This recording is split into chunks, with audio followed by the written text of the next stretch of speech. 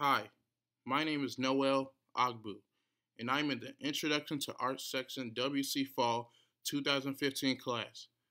And the presentation I am doing today is the history of the company of Captain Frans Cocq by Rembrandt.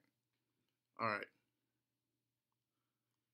Born in Leiden, Netherlands, Rembrandt trained as an artist under Van Swansenberg, with whom he studied for about 3 years. Under him, Rembrandt would have learned basic art skills. Van Swansenberg specialized in scenes of hell and the underworld. Really helped Rembrandt paint the way light reflects. As a Dutch painter and etcher, Rembrandt was one of the most important artists of the great age of Dutch painting, in range, originality, and expressive power.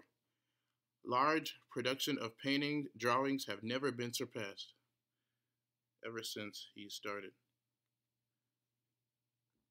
Okay, Rembrandt's style soon took an innovative turn. His new style left areas of painting obscured in shadow. Through his interpretation, illumination grew rapidly weaker as it extended into the painting, creating spots of brightness and pockets of deep darkness. In 1642, he painted The Night Watch. This portrait was clearly a turning point in his stylistic development. These changes are not the result of involuntary evolution, rather should be seen as documenting a conscious search in pictorial and narrative respects. Some people see it as, I guess, differently. The picture was called The Night Watch by the Dutch and The Night Watch by Sir Joshua Reynolds. Because of the 18th century, the picture was so dimmed and defaced that it almost was indistinguishable. It looked quite like a night scene. After it was cleaned, it was to represent broad day. Depiction. This depicts a movement being led by Captain Frans Cocq. He was actually wearing a black and red sash, holding his hand out. Looks like he's telling everybody what to do, looking like a true leader, which I'm going to get into in the next about him. Frans Cocq was a burgemeester of Amsterdam. In the mid-17th century, he became captain of the militia after returning in Amsterdam. In 1630, he married Maria Overlander van Permelen, the only surviving child of the Volkert Overlander. Now,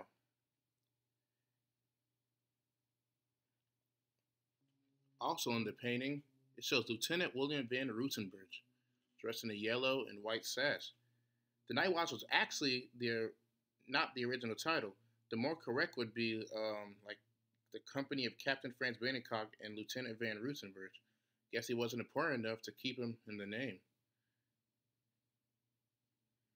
The painting shows a small girl in a center left background. It was said that with the effective use of sunlight and shade, Rembrandt wants us to see the most important characters, which are the two gentlemen in front that were said in the past.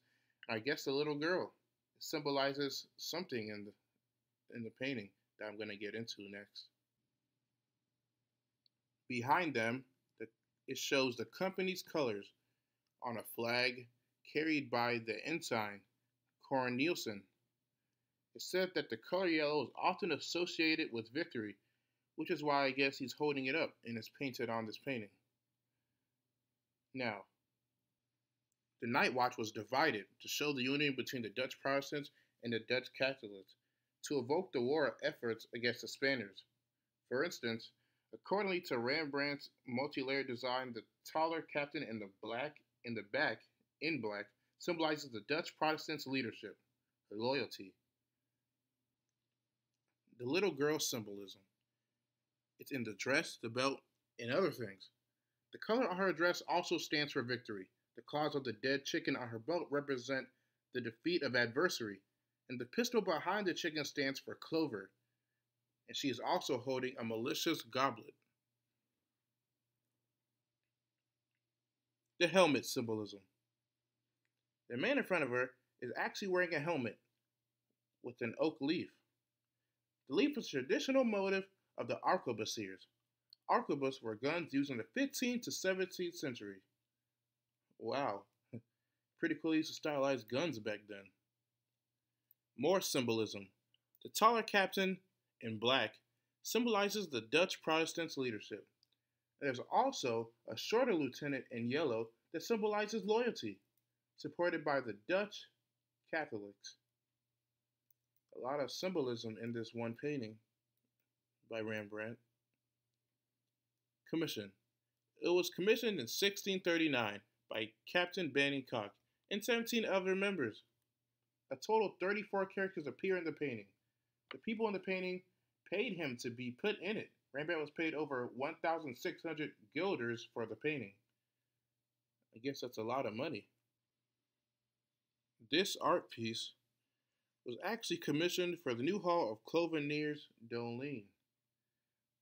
Rembrandt departed from the convention, which ordered that such genre pieces should be stately, formal, rather than line up with an action scene.